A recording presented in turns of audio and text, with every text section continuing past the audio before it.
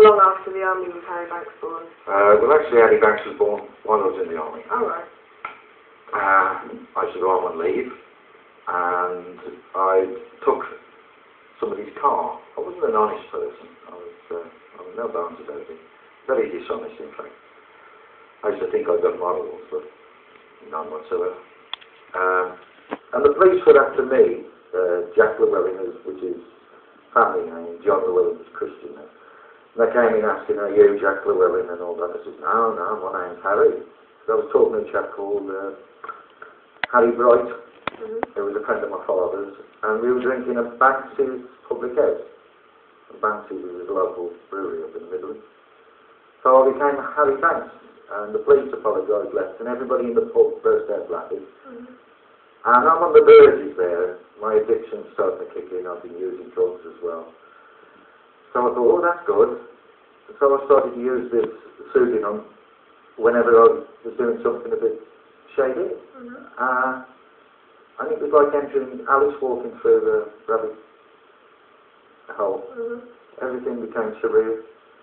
I used speed to rob banks. I used alcohol to try and bring myself down. I used heroin to bring myself down. The old maelstrom became totally insane. Do you think the only of Harry Banks made it easier for you to let yourself slip into that? Through creating knowing me now, with 22 years of sobriety under me, I know I couldn't have done it unless I'd have done that. Yeah. I know it would have been an impossibility, but I also know that once you enter into this life, it's like any addiction, you can't stop. Well, let's talk about the knowledge you were leaving your John Llewellyn, that you learned to your family. Yeah. Harry Banks. Yeah. Merchant Navy for a while, right? Merchant Navy while I was robbing banks, because I used that to get away. To get away. I had nightclubs in Preston and Manchester. I used to bring drugs into the country through Padstow, down here in Cornwall. Right. For a while? I had prostitutes working through the nightclub, so there's no nice word about it. I was a pimp. Yeah. I think I was a good pimp. There's no glamour in it. I've been shot.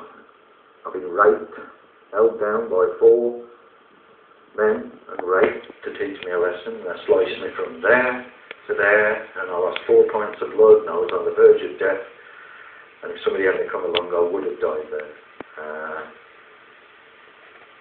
I was never safe anywhere because of what I was, what I did. There was always some other little tyke who wanted to come and take it away and take the reputation.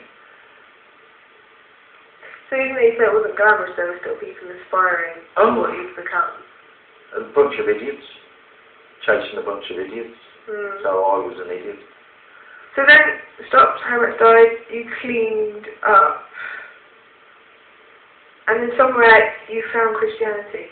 No, I didn't find it. It's a misconception that I found Christianity. What happened? I found God. Right. Christianity is a man-made thing. And you say you're not God really is universal. Now I don't know what God looks like. I don't know who He is.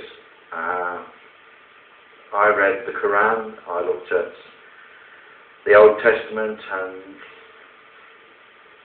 I just looked at religion, and I couldn't find anything I liked there. But I liked the concept of a God. I liked the concept of something bigger and stronger than me. That when I was down, it, he, she, whatever you want to call it, would help me. And I built faith up. And I learned that if I kept that faith, everything worked out.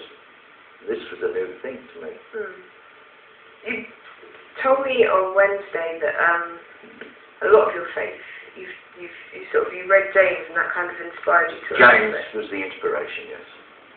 It's 3.5 pages of do, not 3.5 pages of you must. Now, anybody with an ounce of sense will see that the majority of the Bible is you must. And I'm afraid I'm an addict, I'm an individual, bit of a rebel, I suppose.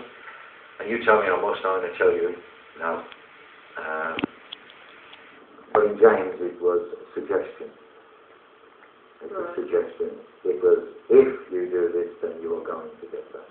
You obviously don't have a great deal of spare time. It was what, spare time you have, what do you do?